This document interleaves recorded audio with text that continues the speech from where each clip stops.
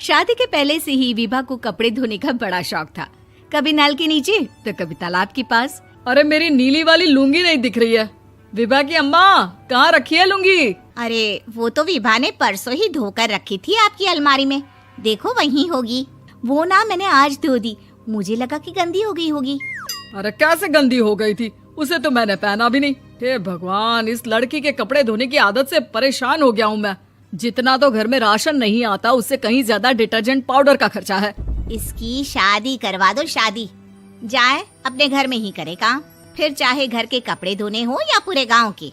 हाँ ठीक बोल रही हो, देखता हूँ मैं कोई लड़का। वो दिन भी आ जाता है जब विभा को देखने लड़के वाले आ जाते हैं। लड़की मुझे अच्छी लगी। होने वाली सास कहती है, बेटी अगर कुछ पूछना है तो पूछ लो।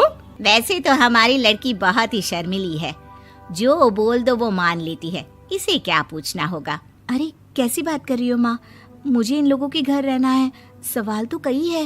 हाँ हाँ बेटा, पूछ लो ना, क्या पूछना है। आप लोगों के घर कपड़े कौन धोता है?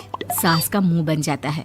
देखो, अगर तुम ये कहना चाहती हो कि तुम्हें कपड़े धोने नहीं आते तो सुन लो, कपड़े मैं ही धोती हूँ, लेकिन तुम्हारे आ जाने के बाद मैं रुमाल तक नहीं धोऊंगी। अरे चुप रहना भाग्यवान, बहू बेचारी घर आई नहीं, उसे डराना शुरू कर दिया।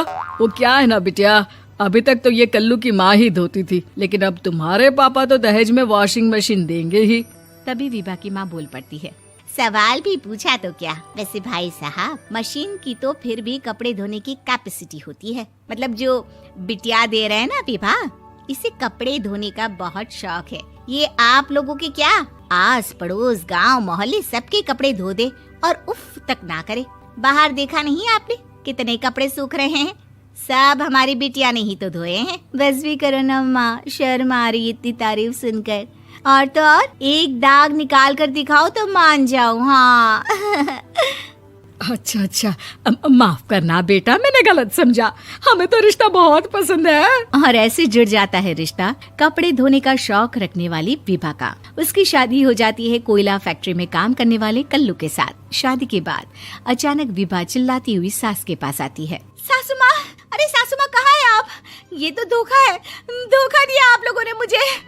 इसे ससुर के चक्कर के बारे में पता चल गया। अरे तो उसमें तुझे क्यों धोखा मिला है? अरे नल में पानी नहीं आता, कपड़े कैसे कब धुलेंगे? अच्छा, तू पानी नहीं आ रहा उसकी बात कर रही है। तो आपने क्या सोचा? कुछ नहीं। अच्छा, तेरी माँ ने कहा था कि कपड़े धोने का शौक है तुझे, याद आया मुझे। शौक बोलकर कपड़े धोने वाले मेरे जुनून को कम ना आके सासू माँ, कपड़ा धोना मेरा गुरूर है। तभी पति भी वहाँ आ जाता है। अभी मैंने इसे सनी देओल की फिल्म दिखाई है, उसी के डायलॉग मार रही है माँ। अच्छा सुन, साफ साफ बता रही हूँ, पानी सुबह 4 से 6 और शाम को 10 से 12 आता है, समझी? विभा टाइमिंग सुनकर हैरान हो जाती है।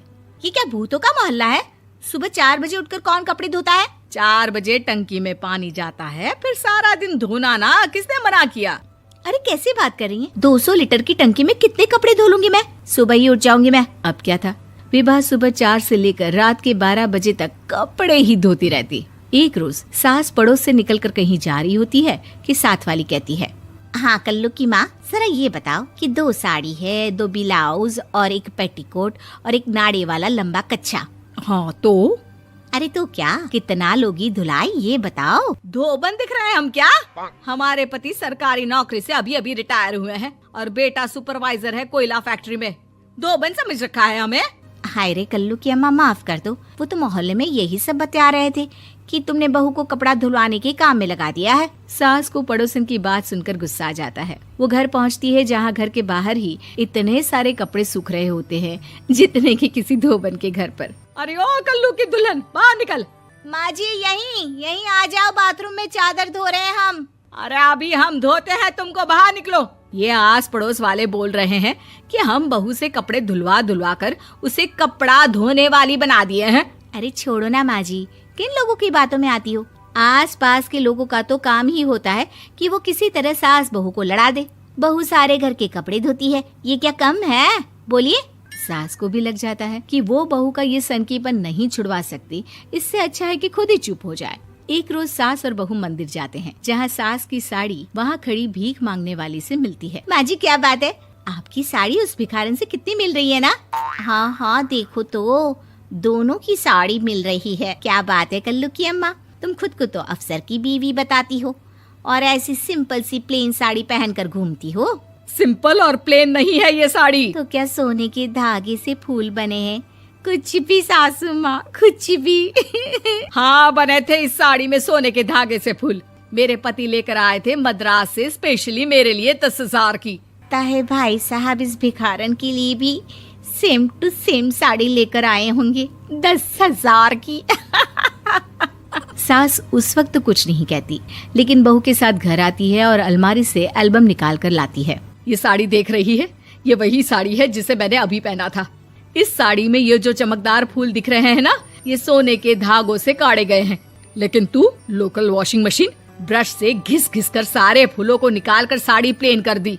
मुझे माफ कर दीजिए सासू माँ। और तो और, जब मैंने तुझे तेरी गलती के लिए कुछ नहीं कहा, लेकिन तूने तो सबके सामने मेरा मजाक ही बना दिया। क्यों? बहू को समझ में आ जाता है कि अब से उसका कपड़े धोना बंद।